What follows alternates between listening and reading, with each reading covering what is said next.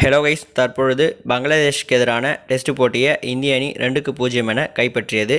இந்த போட்டியில் எஸ்எஸ்சி ஜெய்ஸ்வாலுடைய தனிப்பட்ட சாதனைகளை பார்த்தீங்கன்னா, முதல் டெஸ்ட் போட்டியில் சென்னை சேப்பாக்கம் மைதானத்தில் முதல் இன்னிங்ஸில் அரை சதம் கடந்த ஜெய்ஸ்வால் இரண்டாவது டெஸ்ட் போட்டியில் 2 இன்னிங்ஸிலும் அரை சதம் கடந்திருந்தார். மேலும் கான்பூரில் நடைபெற்ற இரண்டாவது டெஸ்ட் போட்டியுடைய முதல் இன்னிங்ஸில் எஸ்எஸ்சி ஜெய்ஸ்வால் வெறும் 31 பந்துகளில் அரை சதம் விளாசியிருந்தார்.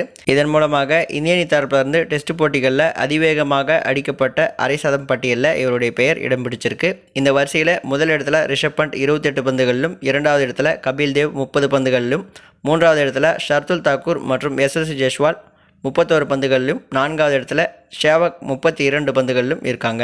மேலும் இந்திய அணி தரப்பிலிருந்து ஒரே போட்டிகளில் 2 இன்னிங்ஸிலும் அரை சதம் கடந்து அந்த 2 அரை சதங்களும் அதிவேகமாக 100+ ஸ்ட்ரைக் ரேட்டில் அடிக்கப்பட்ட பட்டியலில் தற்போது ஷேவக்குடைய சாதனையை சமன் செஞ்சிருக்காரு. இதற்கு முன்னர் பார்த்தீங்கன்னா, ஷேவக் வெஸ்ட் இண்டீஸுக்கு இடையான போட்டியில் ஒரே போட்டியில் 2 இன்னிங்ஸிலும் அரை சதம் கடந்திருந்தார். 100+ ஸ்ட்ரைக் ரேட்லையும் அடிச்சிருந்தார். இந்த சாதனையை தற்போது ஜெய்ஸ்வால் சமன் செஞ்சிருக்காரு. அது மட்டும் இல்லாமல் இந்த போட்டியுடைய முடிவில் எஸ்எஸ்சி ஜெய்ஸ்வால் பார்த்தீங்கன்னா, இந்த ஒரே வருடத்தில் 929 ரன்களை குவிச்சிருக்காரு.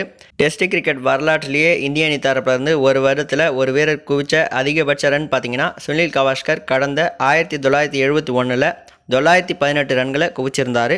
இதன் மூலமாக இன்றைய போட்டியில் எஸ்எஸ்சி ஜெய்ஸ்வால் சுனில் கவாஸ்கருடைய சாதனையும் அடித்து நொறுக்கியிருக்காரு.